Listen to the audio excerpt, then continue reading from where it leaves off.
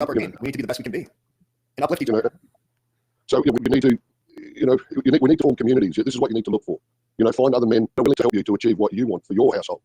Maybe how to garden, how to fix, how to do this, how to get a job. Help each other get a job to get a better income. Not just pump iron and sit there complaining about hoes. And even I'm an old man. I don't sit here on the internet saying filthy jokes. I used to. But realise it's degenerate. Yes. It's degenerate. I shouldn't talk a certain way in front of young men. They're going to say, oh yeah, there's constantly, he's an old boomer, and what sort of an example if I'm going to say jokes about how dumb women are or what have you, perpetuating this shit. It doesn't help us at all, man. And I don't know. Well, I appreciate your contribution here, Constant. Thank you very much. All right, Grace, final words go to you. You, Constant, and I'm glad that you came into the space. And Peace, you're always very helpful, and I know that you take care of when you're hosting, and you don't allow a lot of negative talk, so I appreciate it. I think that from what I can see, this is mostly just men in here, which is good. I would say I tend to Jordan Bird, and I know that I am. I spend a lot of time going through all of this garbage because all of these videos that I listen to are garbage from garbage men, and I would think that what you're hearing from me and the other women is that we're frustrated and we're not being listened to, and we don't feel as though we have enough support in this environment. And there are a lot of women that have left, and they usually come back. Some of them do, it's half, but these women, they get fed up and they get tired of dealing with the abuse, and it attacks everything, the way that they look, the way that they talk. If you look at this chat that's on the Odyssey right now, there's a guy on here that's been spamming comments, and he's attacking Kyle, saying that he's a ginger who's white knighting and trying to do white knight for the feminist. And then you have the comments about me, and I don't consider myself a feminist. If you were to see posts from 6 months ago, I defended men a lot more, and I was also Christian, and it's the Christian men that have pushed this so much that I don't want anything to do with Christian men now. So when you look at all of the different directions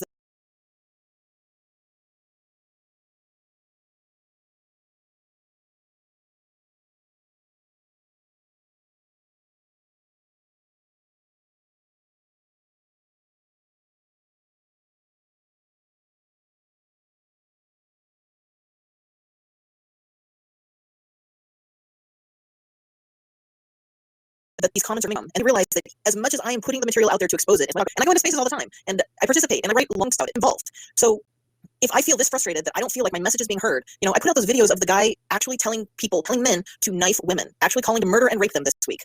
That's what I put out. A bunch of him saying all the terrible things that men should do our white women. And I just want men to rise. I want them to take our back. I'm an accelerationist. I think the only way that we're going to do this is by blood. And I don't think voting matters. I don't think anything will happen unless our men actually rise.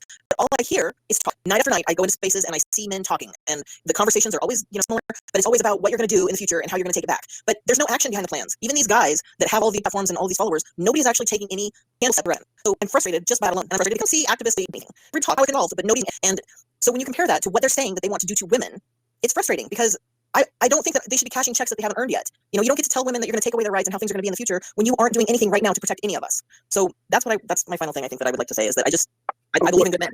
Yeah, well, you're not in nationalist socialist rearms there. We have first to come through a little bit more, right? And it's happening. It is happening. Unfortunately, our enemies are pushing that stuff you just described, right?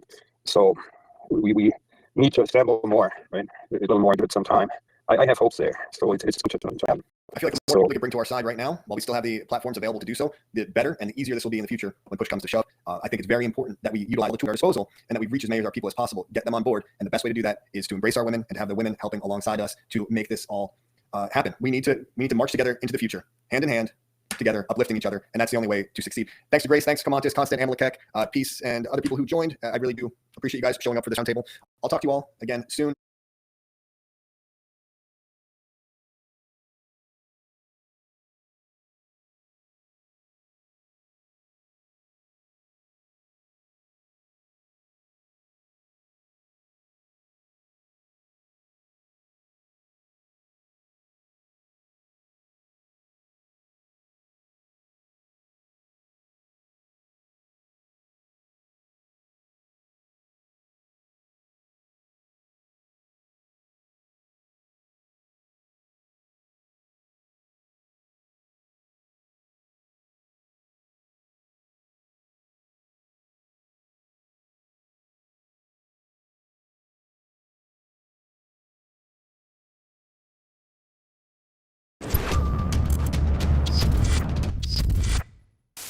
The thoughts, opinions, and general overall shades thrown on High Nine News are those of the individual speakers and not those of High Nine News, its audience, or its advertisers. The statements made do not constitute medical, legal, or financial advice, and for advice tailored to your specific situation, please consult with a licensed professional.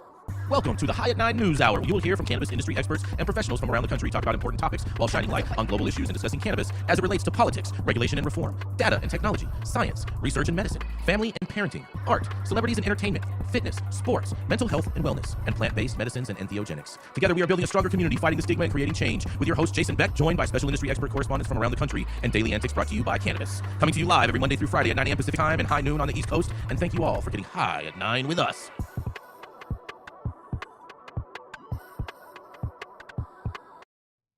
Yes, good morning, everybody. That's right. It's Tuesday, July 15th, and today is a social media giving day.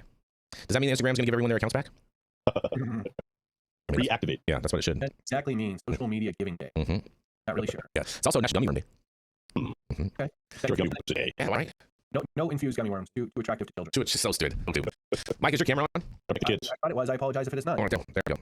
Yeah, is it working? I don't know. There we go. How's that one? There we go. Yep, now we got it. Let's see. It's also National Tapioca Pudding Day. Okay. I'm a super fan, but Yeah, you know. National I Love Horses Day. all right, we got two mini horses, baby. You got horses out there? Mini horses. Nice. 34 inches. One of them is a trained service animal that we use with our retreats and stuff. No way. Equine therapy is they give off a lot of positive energy. Yeah. Get out of Mike's mini horses. A little stampede going on over here. I'm mad at that. Yeah, That sounds- that's freaking awesome. Pet horse around. Exactly. Yeah. It's also National Pet Fire Safety Day. Who likes their pets on fire? I think it's get your pet to safety in a fire. I don't know. It sounds kind of lame to me. It's also National Give Something Away Day. Okay. I think that's because of the Red Hot Chili Peppers. Give it away now. Exactly. And thank you all for joining us and getting high at 9 with us. It's also high noon on the East Coast. And please remember to like, share, subscribe to us on all social media platforms. You can look up above and down below to see exactly where we live on the internet. We are live every Monday, Friday on YouTube, X, Instagram, Facebook, Kick, as well as on our very own website, www.high9news.com. So welcome to everyone joining us from any of those platforms. And apparently, Jenny is doing whatever the hell Jenny's doing. So I'm not sure if she's going to make it or not. So I'm supposed to read her story today, Todd. And this is for you, Todd, especially you being in Vegas. Yep. Are you ready? All Yep. right. Well, a state agency makes efforts to steer cannabis consumers towards the legal market, you guys. That's right. Locals and tourists taking a drive along Interstate 15 over the past 2 months may have noticed something new from Nevada's Cannabis Compliance Board. That's right. Advertising urging that people don't gamble on safety and buy legal cannabis. Yep. The ads riffing on a billboard warning about all marijuana from the 1998 film Fear and Loathing in Las Vegas were scattered near highways and around